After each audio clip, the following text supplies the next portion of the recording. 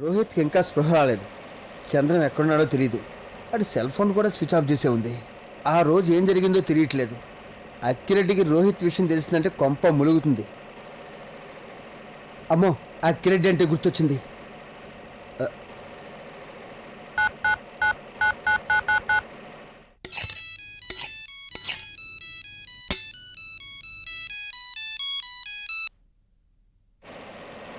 Hello hello నాయనా, నేను రోహిత్ని. ఎక్కడ పోయినావు? రేయ్, నీకోసం కాంతం ఇంటికి పోయొచ్చిన. అక్కడ పోయినావా? నిన్ను చూడాలనిపించి ఇంటికి వస్తున్నా. దారిలో నువ్వు లేవని తెలిసింది. దోస్త్ దగ్గర పోతున్నా. మళ్ళీ ఇంటికి వస్తాలే. గట్లనే నీ ఆరోగ్యం ఎట్టుందిరా? నాయనా, గొంతు నొప్పి ఇంకా తగ్గలే. తగ్గాక మళ్ళీ నీకు ఫోన్ చేస్తా. ఉంటాను. సరే. అమ్మయ్యా, ఒక ప్రాబ్లం తీరింది. చంద్రం గారి సంగతి సంజయ్కి తెలిసేమో. కరెక్ట్.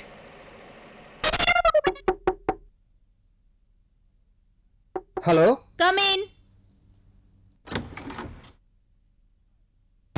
హాయ్. నువ్వా? సారీ, మీరా?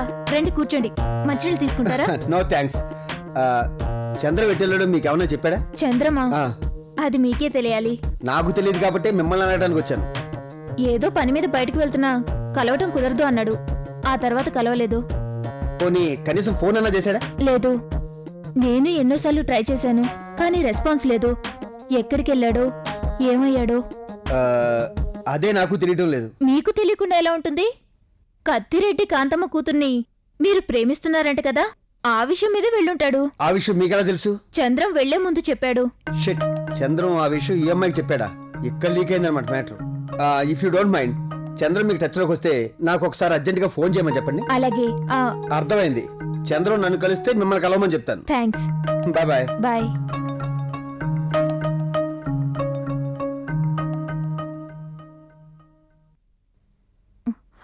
వచ్చి వెళ్తుంది రోమియో కదా? అవునన్నయ్య. మన ఇంటికి ఎందుకు వచ్చాడు? చంద్రం కనిపించట్లేదంట. ఏంటి, చంద్రం కనిపించట్లేదా? ఏం జరిగిందబ్బా? పొట్టోడు మాయమయ్యాడంటే పడవకు కన్నం పడ్డట్టే. వెంటనే ఈ విషయం ఆనందరావుకు చెప్పాలి. సంజయ్ కూడా చంద్రం ఎక్కడికి వెళ్ళాడో తెలియదంటుంది. అది సరే, ఈ దరిద్రుడు కాంతమ్మ విషయం సంజయ్కి ఎందుకు చెప్పాడు? అది పార్థు గారితో చెబుతుంది. వాడు అసలే నా మీద పగబట్టున్నాడు. పైగా జైలు నుంచి తప్పించుకున్నాడు. ఏం చెయ్యాలి? ఈ సమస్య తెగేలా లేదు. ఏదో ఒకటి చెయ్యాలి. ఏంటిడు కాలుగాలిని పిల్లిలా తిరుగుతున్నాడు?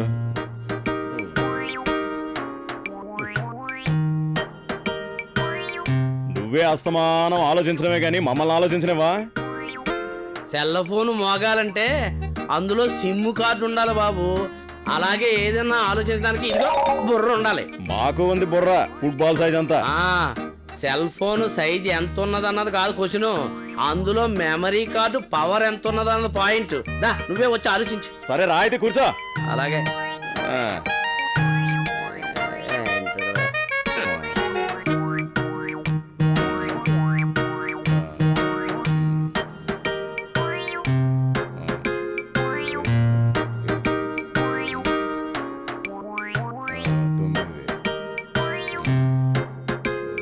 ఎంతసేపు ఆలోచిస్తావయ్యా?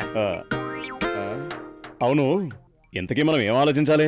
నిన్ను నా చొక్కా చించాలని వచ్చి కూర్చోవయ్యా.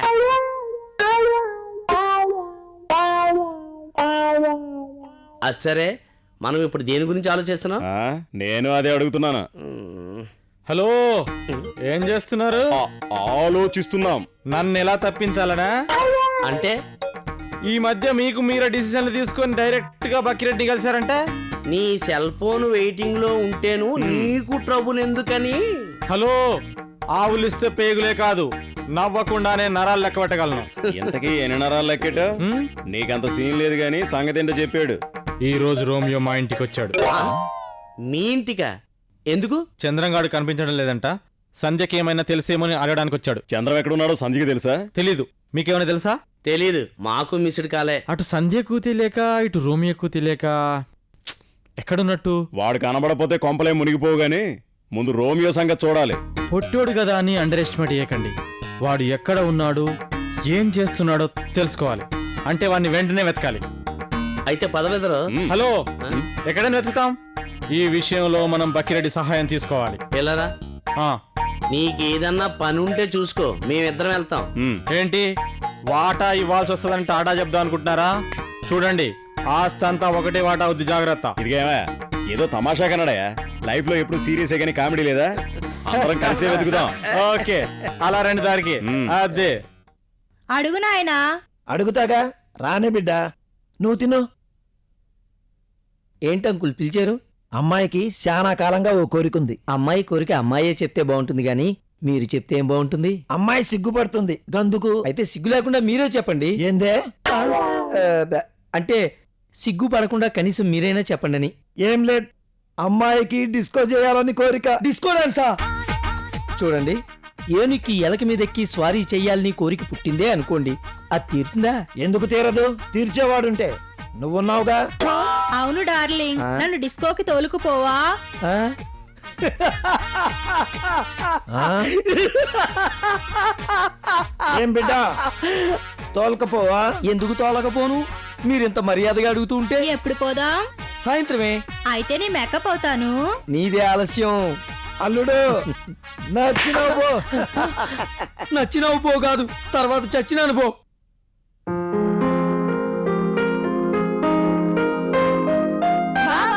We are ready. అలా చూస్తావేంటి? డిస్కోకి వెళ్దాం అన్నావుగా. సరే పదండి. చీచి, ఇలాగే వచ్చేస్తావా? మరి డ్రెస్ మార్చుకోనా? మీరిద్దరు ఇక్కడే ఉంటారా? పండవతలకే పేడు మొక్కలు వేసుకుని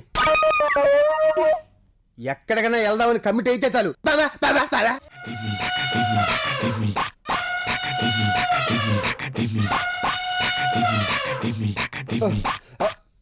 మేనేజర్ మేనేజర్ ఏం జరిగింది సార్? ఎక్స్క్యూజ్ మీ మేడం, మీరు డాన్స్ ఫ్లోర్ మీద డాన్స్ చేయకూడదు. ఎందుకు? ఎందుకంటే మీ ఆటపాటలకి ఈ డాన్స్ ఫ్లోర్ తట్టుకోలేదు మేడం. ఎందుకో నేను చెబుతాను. ఈ ఫ్లోర్ మీద డాన్స్ చేయాలి అంటే ఇలా స్లిమ్ గా ఉండాలి. మీరు ఈ స్టేజ్ దాటిపోయి ఒబేసిటీ స్టేజ్కి వెళ్ళిపోయారు కాబట్టి వేరే స్టేజ్ చూసుకోండి. ఏమన్నా? ఒబేసిటీ ఏమన్నా? ఒబే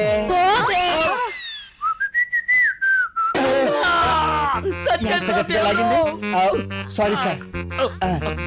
పర్వాలేదులేండి.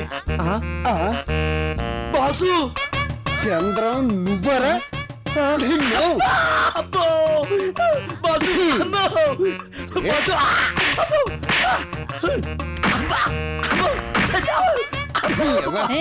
నాలెవరినే కొడతావరా? డార్లింగ్, ప్లీజ్ ప్లీజ్ వదిలేవా వదిలేవా వదిలేవా. ఇతను నా బాసు. కలుసుకుని చాలా రోజులైంది, అందుకని ఇది కొట్టం కాదు, ఫ్రెండ్షిప్. ఈవిడెవర్రా? నా లవ్వరు. ఇదిగో మా బాసు మరదళ్ళు.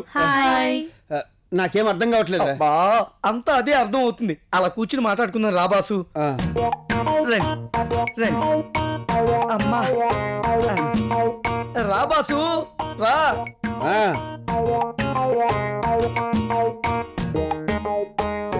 ఆర్డర్ చెప్పండి మేడం. 5 ఐస్ క్రీమ్స్ తీసుకురా. Okay madam. మీరు ఐస్ క్రీమ్స్ తింటుండండి. మేమిద్దరం చాలా రోజుల తర్వాత కలిసాం కదా, కొంచెం మాట్లాడుకుంటుంటామే. పదో. అబ్బా, ఏం గిల్లాడురా నాయనా. అమ్మా, నిన్నవనంటే ఆ బండ నా కాళ్ళ పట్టుకోదు కదా. చచ్చా, పట్టుకోదు బాసు. నువ్వు అసలు అన్నం తింటున్నావా గడ్డి తింటున్నావా? అదేంటి బాసు అలా అన్నావు? నువ్వు ఫారెన్ నుంచి వచ్చినప్పటి నుంచి తిట్లు చీమట్లు దెబ్బలే తింటున్నాను కదా, అయినా ఎందుకు అలా నా అడిగావు? కర్మ. అవును, నువ్వు వాణి కళ్యాణితో డిస్కోకి వచ్చావు, మరి కాంతం ఇంటికి వెళ్ళలేదా? అయితే అక్కిరెడ్డి కొడుకు అక్కడికే చేరాడా? లేదు, అక్కడికి చేరిన అక్కిరెడ్డి కొడుకుని నేనే. మరి ఇక్కడికి ఎలాగొచ్చావు? ఐస్ క్రీమ్ అక్కిరెడ్డి కాంతం ఇంటికి వచ్చాడు. అక్కడ నన్ను చూస్తే ప్రాబ్లం అని నేనేమో ఇలా వచ్చాను. అది సరే, ఆ రోజు నన్ను రమ్మని నువ్వు థ్యాంక్ యూ థ్యాంక్ యూ. ఆ రోజు నన్ను అక్కడ ఉండమని చెప్పి నువ్వు ఎక్కడ చచ్చావు? అదే అదే ఐస్ క్రీమ్ కరిగిపోతుంది, తినేసి చెప్తా. ఒకసారి లాగే ఐస్ క్రీమ్ కరిగిపోతే తినకపోయినా డబ్బులు కట్టాను.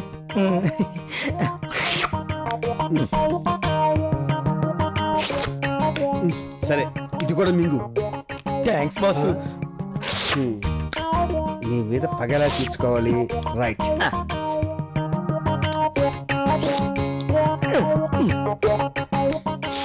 అదిరిపోయింది boss ice cream. Hello hello, నేను రోమియోని. అర్జెంటుగా 9 డౌన్ స్ట్రీట్ డిస్కోకి రండి. ఓకే, వస్తున్నాను. ఎవరు బాసు? నీకు తెలియదులే, కొత్త ఫ్రెండ్. అలాగా. ఉమ్. ఉమ్. ఇప్పుడు చెప్పు బాసు. నేను చెప్పటం కాదు, నువ్వు చెప్పు. ఆ రోజు ఏమైంది? ఆ రోజు నేను రోహిత్ని ఫాలో చేస్తున్నా.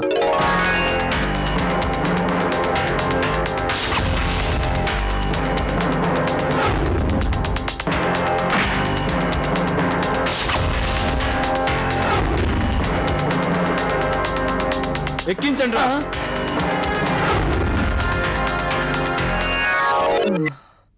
అలా బక్కిరెడ్డి మనుషులు నన్నే అక్కిరెడ్డి కొడుకు అనుకుని ఎత్తుకెళ్ళిపోయారు.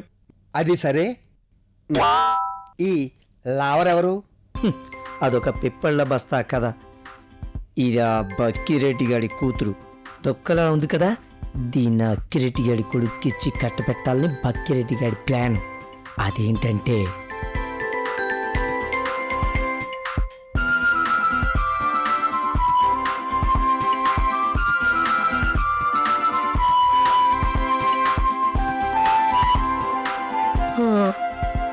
అలా నన్ను బక్కిరెడ్డి లైన్లో పెట్టాడు. నేను అక్కిరెడ్డి కొడుకుని కాదని తెలిస్తే బక్కిరెడ్డి నీ వెంట పడతాడని ఆ, అలా నటించాను. అంటే నువ్వు సీన్లోనే ఉన్నావన్నమాట. అవును, అక్కడికి ఒకసారి పారిపోవాలని ట్రై చేసి దొరికిపోయాను. ఆ, అవును, ఎంతకీ అక్కిరెడ్డి కొడుకు ఏమయ్యాడు? ఆ, హాస్పిటల్లో ఉన్నాడు. హా? హాస్పిటల్లో ఉన్నాడా? నీకెలా తెలుసు? బాగుంది. వాడు నీ దగ్గర నుంచి తప్పించుకొచ్చి నా కారు కింద పడ్డాడు. నేనే హాస్పిటల్లో జాయిన్ చేశాను. వాడు కోమాలో ఉన్నాడు. ఆ తర్వాత తెలిసిన వాడు అక్కిరెడ్డి కొడుకు అని నాకు. ఆ,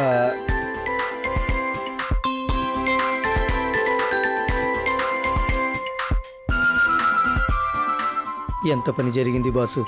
ఓకే, నేను బయలుదేరుతాను. మళ్ళీ రేపు కాంతం ఇంటికి చేరాలి. ఉమ్. బాసు, అసలు విషయం చెప్పడం మర్చిపోయాను. ఏంటి? ఆనందరావు గోపాలరావులు ఇద్దరు బక్కిరెడ్డిని కలవడానికి వచ్చారంట. నీకెలా తెలుసు? సమయానికి నేను ఇంట్లో లేను కాబట్టి సరిపోయింది. బక్కిరెడ్డి ఈ విషయం నాకు చెప్పాడు. నువ్వు వాళ్ళ మీద ఒక కన్నేసుంచు. అంటే ఇలా జరగటానికి కారణం నా మావలన్నమాట. హా, ఆ, ఇందాక నీ మీద కోపం వచ్చి చిన్న అన్యాయం చేశాను రా. అన్యాయమా? ఏంటి బాసు ఆ అన్యాయం? అదేంటో నేను ఇలాగ నీకు ఎలాగూ తెలుస్తుంది కదా. ఎంజాయ్. Okay, bye bye.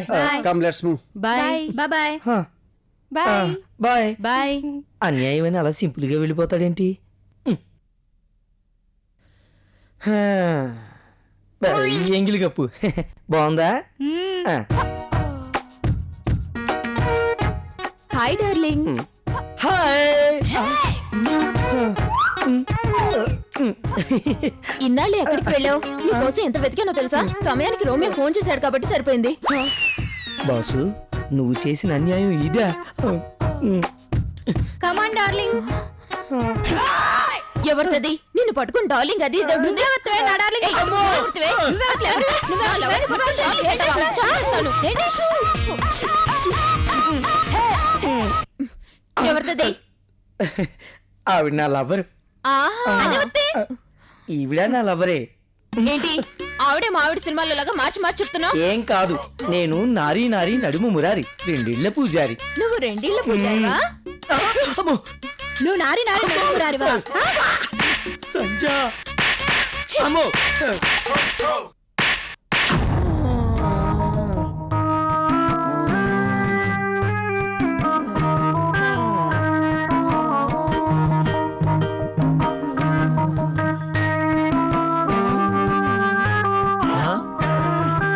అల్లుడు,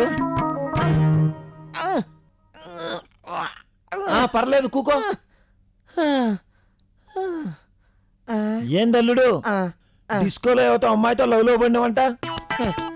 నా పక్కన మీ అమ్మాయిని చూశాక, నా టేస్ట్ ఏంటో తెలిసాక నా వెంట ఎవరు పడతారండి? పడ్డది అవతి? అది పడలేదు, నేనే పడ్డాను. కొట్టింది మాత్రం ఇద్దరు. ఇంతకీ ఎవరిది? చిన్నప్పుడు నేను చదువుకునే రోజుల్లో నా క్లాస్మేట్ నన్ను లవ్ చేసిందంట. మరి నువ్వు? లవ్ చేయలేదు, వన్ సైడ్ లవ్. ఈ విషయం చెప్దాం అనుకునే లోపే ఇద్దరూ కలిసి పీకేశారు. గది బిడ్డ సంగతి. ఇందులో అల్లుడు గారు తప్పేం లేదు, క్షమించేయి. అట్లాగే నాయనా. ఒరేయ్, అన్నా వెళ్ళి అల్లుడు గారికి మందు పట్టరా. అట్లనే అన్నా. చూడు బిడ్డ ఈసారి మొగుడిని కొడితే జర జాగ్రత్తగా చూసుకొట్టు, దెబ్బకు చేస్తాడు. అసలే పొట్టోడు, ఆడు చచ్చిపోతే తర్వాత కొట్టడానికి ఎవరుండారు చెప్పు. అల్లుడిని కూతురు చేత కొట్టమని చెప్పే తండ్రి నిన్నే చూస్తున్నాను రా. ఏందల్లుడు ఆలోచిస్తున్నావు? మీలాంటి మామగారు దొరకడం నిజంగా నా అదృష్టం. ఇదిగో అన్నా, ఏంద్రా ఇదెందుకు తెచ్చినావురా? మందు తెమ్మని నువ్వే కదన్నా చెప్పినావు. ఏంది బే, నేను చెప్పింది అల్లుడు గారు దెబ్బలకి రాయనీకి. ఓహో. ఆ, అది కూడా తెచ్చినా అన్నా. రెండెందుకు తెచ్చినావురా? ఏది తేవాలో తెలియకన్నా. దిమాగ్ ఖరాబ్ అయిందరా. చల్ పదా.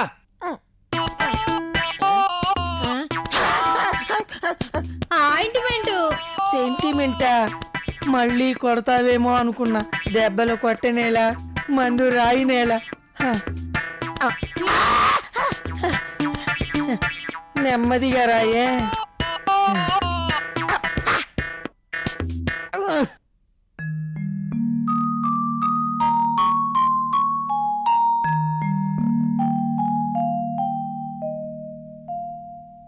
ఏంటల్లుడు పిలిచావంట?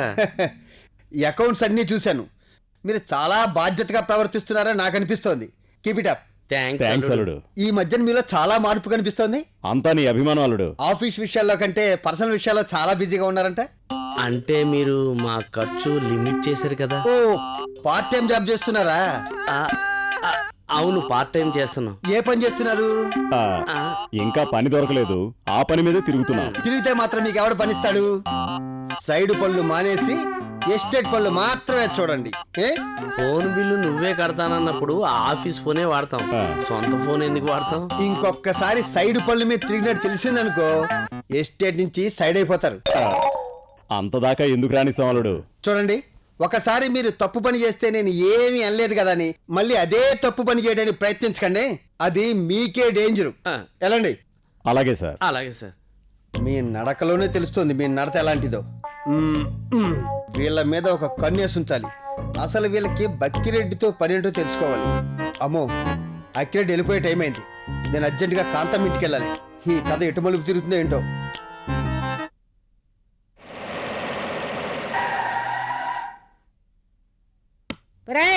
అల్లుడు వచ్చిండు, కురిసేయండ్రా.